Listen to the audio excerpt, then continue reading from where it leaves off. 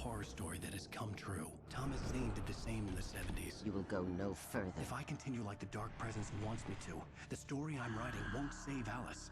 It's a horror story. No one will survive. You knew Zane! Thomas Zane! You're the Lady of the Light in the song! He left something behind to help me. The clicker. Alan thought of this as he stood on the rim of Cauldron Lake, the clicker in his hand. He took a deep breath and jumped. I can get to her now. I can finish this.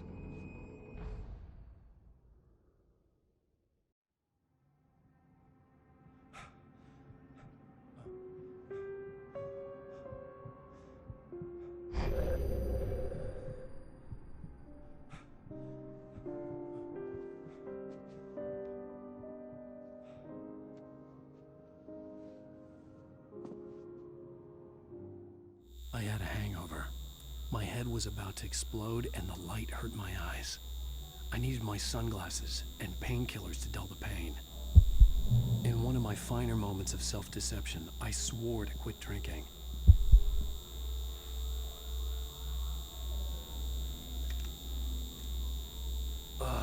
The sunglasses made the world look bearable.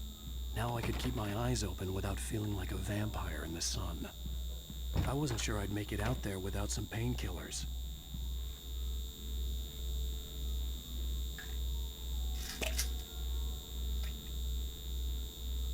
The pills worked fast. The prospect of being awake started to seem bearable again.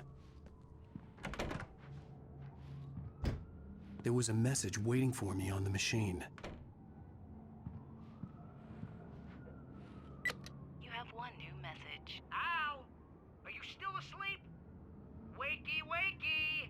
You should have your show on your TiVo. If Alice wasn't too mad to record it. She called me earlier and really chewed me out. Yeah, we went a little overboard last night.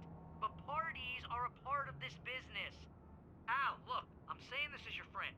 She's not doing your career any favors by trying to run your life like that, okay? I'll talk to you later, Al. Watch the show.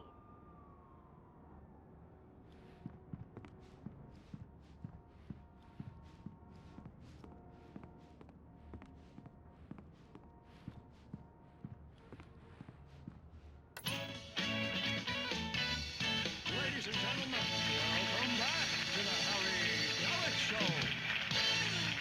Thank you, everybody. We have a great show tonight. I've been talking with the best-selling author Alan Wake about his new book, The Sudden Stop. Yeah, good read. Go buy it. No, it is a good read. Look, I'm gonna be honest here. Is that wise? No, but I'm gonna do it anyway. I got people who give me the lowdown on books. I'm a busy guy. But this one, I actually read from cover to cover. I mean, I'm a big fan. Wow, thanks. Now, this might be a spoiler for those who haven't read the book yet. Based on the sales figures, the 2 people out there who haven't read the book yet. But this last book is all about the death of the main character, the hard-boiled New York detective, Alex Casey. Now, there's been a lot of outrage about this. Why the hell did you kill Casey? What the hell were you thinking, man? Good riddance.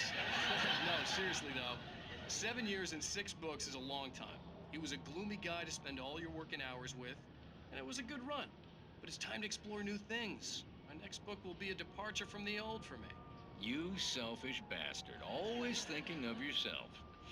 Well, you've certainly given us a lot of entertainment over the years. And now that you mention it, Casey was a gloomy guy. Never had much luck with his love life with the ladies. Was that autobiographical in any way? Yeah, no kidding. Casey's lady friends tended to die on him. With Casey, it was all about his pain. No, nothing autobiographical about that. I'm a happily married man. My wife is my muse. Well, congratulations. That's great to hear. So, how's the publicity tour been treating you? Good, great. But I gotta say, I'm glad to be back home in New York. Well, you've certainly been on the news a lot lately. Lots of parties and, you got into a fight with some paparazzi. Oh, man. Well, that guy was really in my face. I lost my temper. I know that wasn't cool. You are famous for that temper. Well, I did also write several books. Well, your latest novel is called The Sudden Stop. and it's in bookstores now. Go get it. That means the two of you out there who haven't bought it yet. Ladies and gentlemen, that's all we have for you tonight. I want to thank all our guests for the evening. Alan Wake, Sam Lake. Once more, do the face for a Sam. There it is. And our musical guests, Poets of the Fall. Thank you. And good night. At least I'd been funny. I told myself I could live with that. Hey, honey. Did you watch the show? I didn't say anything stupid if that's what you want to know. Okay, Grumpy. You want an aspirin or something? Are you going to start with me about drinking now? You know what? I should have followed Go her back to sleep, advice, Alan. but suddenly I was angry, mostly at my... What? Now you can't even talk to me? Well, this morning I was angry because you said you'd be home at midnight and you showed up at 7 a.m. and passed out in mid-sentence. Now I'm over it. Are you angry? This goddamn tour. It's gotten out of hand. Oh, honey. It's almost over, right? We can get back to normal. Then you can start writing again. I'm sorry, honey. Alan, you're not thinking straight. Just take a shower and go back to bed, huh? Yeah, you're right, honey. I'm sorry. Once this is over, let's go away together. A vacation. Just you and me. Some peace and quiet.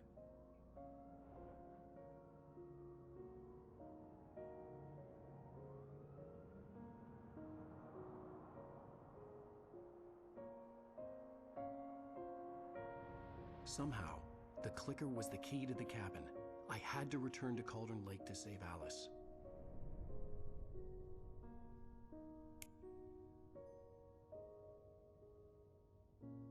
I'm going back to the lake to finish this. I'm going to write an ending to the story in the manuscript on my own terms, to make it all right. Why can't you just write it here? The last page is still in the typewriter. I need to read it first. Everything needs to be just right. Zane tried to cut some corners, and it didn't end well. Okay, ready when you are. I'm sorry, Sarah, but I need to do this alone. Barry, take her gun. Miss Weaver, close the door when I leave.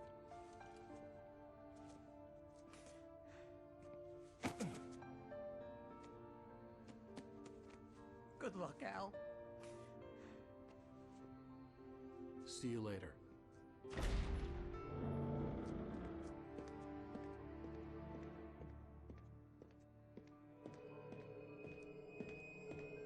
When I got out, it was warm and sunny. I'd flicked the switch of the clicker. Had it done this? I didn't stop to question it. I had to take advantage of the sunlight to get to the lake. On Zane's page, I'd stood on the rim of Cauldron Lake, about to use the clicker. That's where I was headed.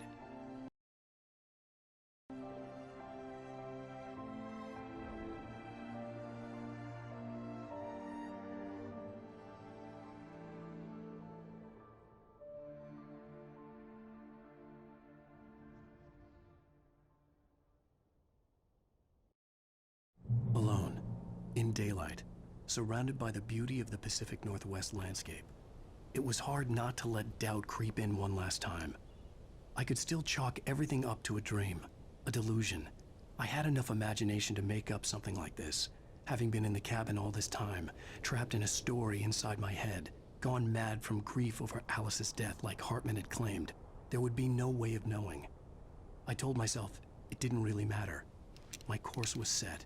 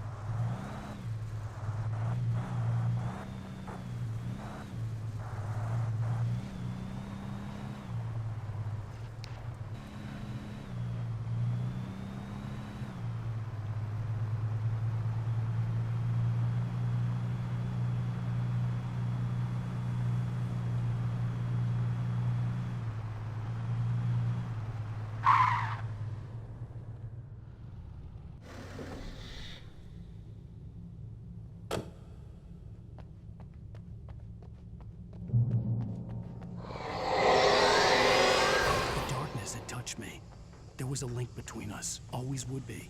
I could feel its presence again, getting closer. I